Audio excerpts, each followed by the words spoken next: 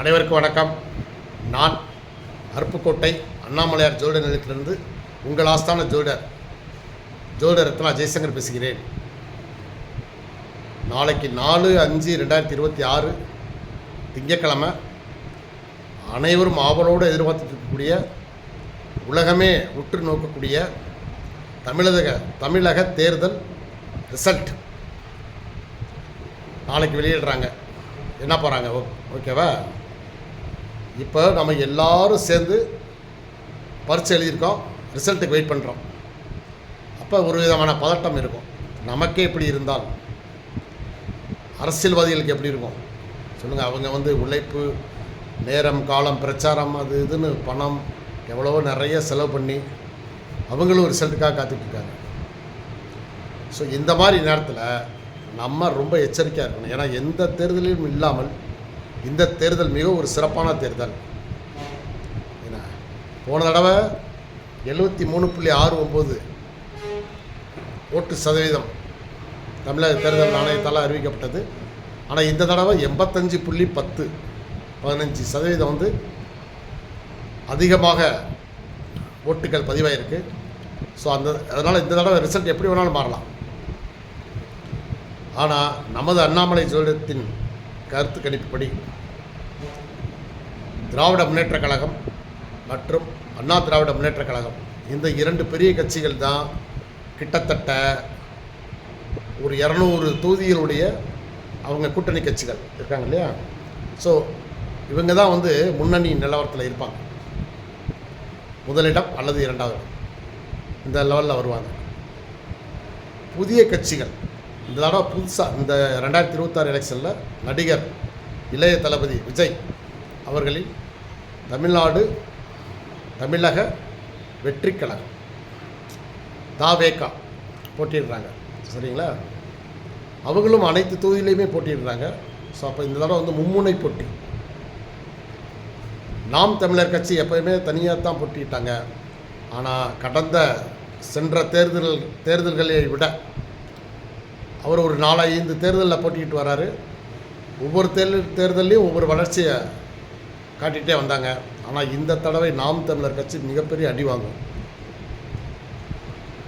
மிகப்பெரிய ஒரு தோல்விகளை சந்திக்கக்கூடிய கட்சியாக நாம் தமிழர் கட்சி இருக்கும். இப்போது இந்த தேர்தலில் மதிமுக, பாமக, தேமுதிக, பிஜேபி, காங்கிரஸ், விடுதலை சிறுத்தைகள், இந்த கட்சிகள் எல்லாம் சென்ற முறை வாங்கின ஓட்டை விட மிக குறைவாக தான் வாங்கும். ஆனால் முதல் முறையாக வந்தாலும் தமிழக வெற்றிக் கழகம் ஓட்டுக்கள் அதிகமாக வாங்குவாங்க. ஆனால் ஜெயிப்பாங்களா அப்படின்னு கேட்டிங்கன்னா 234 தொகுதியிலையுமே அவங்க ஜெயிக்கிற கஷ்டம். ஈவன் அவங்க தலைவர் 2 தொகுதியில் நிற்கிறாரு, அதுலேயே அவருக்கு ஒரு தொகுதி தான் காட்டுது. ஸோ அதனால் இதெல்லாம் ரொம்ப கடுமையாக இருக்கும். ரிசல்ட்டு முன்ன பின்னா இருக்கும். ஸோ அதனால் நான் என்ன சொல்ல வர்றேன் அப்படின்னா, அனைத்து கட்சியிலும் இருக்கக்கூடிய இளைஞர்கள், ஏன்னா நம்ம இந்த கட்சிக்கு ஓட்டு போட்டோம், ஆனால் அந்த கட்சி ஜெயிக்கலை, அதனால் அந்த கட்சி நம்ம கட்சி தலைவரே தோத்துட்டாரே அப்படின்னு தவறான முடிவுகளுக்கு போயிடக்கூடாது. ஏன் அப்படின்னா நீங்கள் அந்த தலைவருக்கு ஓட்டு போடுறதுக்கான வாய்ப்பு உங்களுக்கு இருக்குது. ஏன்னா அந்த தலைவர் இதோடு இந்த தேர்தல் விட்டு போகிறதில்லை. ஸோ அதனால் நீங்கள் அடுத்தடுத்து மீண்டும் அந்த தலைவரை அடுத்தடுத்த தேர்தல்களில் வெற்றி பெற வைக்கணும். ஸோ அதனால் நீங்கள் வேறு எந்த தவறான முடிவும் எடுக்கக்கூடாது. பதட்டத்தில் எந்த முடிவுமே எடுக்காதீங்க. சரிங்களா? உங்களுக்கு அந்த ரிசல்ட்டு சரியாக உங்களுக்கு மனசுக்கு பிடிக்கலையா, ஆஃப் பண்ணி போட்டுருங்க. செல்லை சுவிட்ச் ஆஃப் பண்ணுங்க அல்லது டிவியை ஆஃப் பண்ணிடுங்க. உங்களுக்கு அந்த ரிசல்ட்டு பிடிக்கலைன்னா, பிடித்தால் சந்தோஷமாக பார்த்துக்கிட்டே வரும். ஸோ அதனால் மிக முக்கியம். ஏன்னா அந்த தலைவர்கள் இதனால் மனசு உடஞ்சி போகிறாங்களான்னு கேட்டிங்கன்னா இல்லவே இல்லை. அவங்க எப்படினாலும் இன்னும் அடுத்த தேர்தலில் நம்ம சந்திப்போம், இந்த தேர்தலில் தோல்வினா என்ன இப்போ அதனால் ஒன்றும் இல்லை, நம்ம அடுத்த தேர்தலில் பார்ப்போம்னு நினச்சி அந்த மாதிரி லேசாக எடுத்துக்கிட்டு போயிடுவாங்க. ஆனால் நீங்கள் வாக்காளர்களாகிய நீங்கள் ஒரு கட்சிக்கு வேட்பாளருக்கு ஓட்டு போட்டிங்க, அந்த வேட்பாளர் தோற்றுட்டார், கவலையப்படாதீங்க, அடுத்த எலெக்ஷனில் அவர் ஜெயிப்பார். ஸோ அடுத்தடுத்த எலெக்ஷனில் ஓட்டு போடுறதுக்கு நீங்கள் கண்டிப்பாக இருக்கணும். ஸோ அதனால் எந்த ஒரு பதட்டத்தில் எந்த ஒரு முடிவு எடுக்காதீங்க. முக்கியமாக சொல்ல வருவது என்னவென்றால், புதிய வரவான தமிழக வெற்றிக் கழகத்தின் இதுவரை சினிமா ரசிகர்களாக இருந்த திரு இளைய தளபதி விஜய் அவர்களை ரசித்த ஆண்களும் பெண்களும் இந்த தடவை வந்து நிறைய ஓட்டு போடுறீங்க. ஸோ அதனால் வந்து நீங்கள் தான் ரொம்ப மனசை பலப்படுத்திக்கணும். தைரியமாக இருங்க. ஜெயித்தாலும் தோற்றாலும் அதை வந்து இரண்டையும் சமமாக எடுத்துக்கோங்க.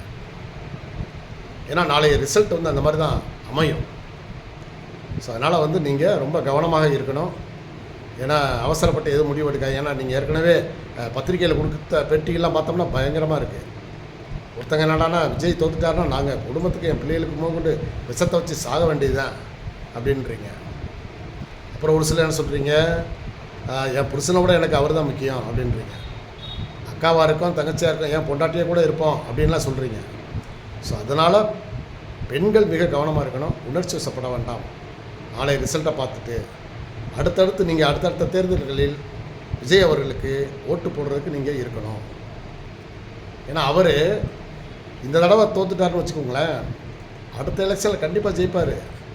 அதுக்கு நீங்கள் ஓட்டு போட்டால் தானே ஜெயிப்பார். ஸோ அதனால் வந்து நீங்கள் ஓட்டு போடுறது கண்டிப்பாக இருக்கணும். நாளைய ரிசல்ட் பலருக்கு அதிர்ச்சி அளிக்கக்கூடிய ரிசல்ட்டாக இருக்கும். ஸோ அதனால் வந்து நீங்கள் அனைவரும் மிக ஆவலோடு எதிர்பார்த்துட்ருங்க. நாளை காலை 7 மணிக்கு முதல்ல தபால் ஓட்டை எண்ணிடுறாங்க. 8 மணிலேருந்து இவிஎம் மிஷினில் நம்ம போட்ட ஓட்ட போகாமல் என்ன போகிறாங்க. முதல் முன்னணி நிலவரம் 9 மணிலேருந்து தெரிய ஆரம்பிச்சிடும். கிட்டத்தட்ட ஒரு 4 மணி 5 மணி அளவில் மேக்ஸிமம் முக்கால்வாசி ரிசல்ட் வந்துடும். அப்போயே இருந்து எந்த கட்சி ஆட்சி அமைக்க போகுதுங்கிறது 4 மணிக்கெல்லாம் தெரிஞ்சிடும். ஸோ அதனால் அனைவரும் தயாராக இருப்போம். நாளைய ரிசல்ட்டை எதிர்பார்த்து 4/5/2026 திங்கட்கிழமை, ஓகேவா, நாளைக்கு இந்நேரம் மேக்ஸிமம் பாதி நிலவரம் தெரிஞ்சிடும். ஸோ அதனால் அனைவரும் பொறுமை காப்போம். ஏன்னா உணர்ச்சி வசப்பட வேண்டாம். அனைவரும் ஜெயித்து நல்ல முறையில் வரட்டும். நன்றி, வணக்கம். ஓகே.